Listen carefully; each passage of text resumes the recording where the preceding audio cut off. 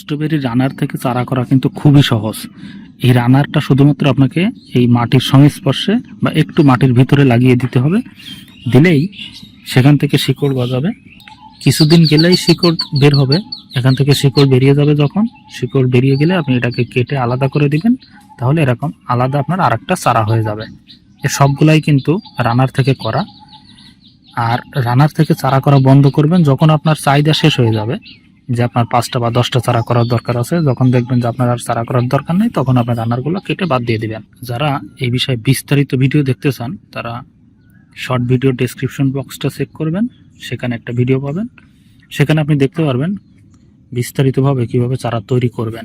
যে রানারগুলো দেখতে পাচ্ছেন, যে এই রানার থেকে খুব সহজে কিভাবে আপনারা চারা তৈরি করতে পারবেন সেটা দেখিয়েছি আমি। কিন্তু এই যে গাছটা দেখতে পাবেন, এটা কিন্তু রানার থেকে তৈরি করা। এটা রানার থেকে তৈরি করা।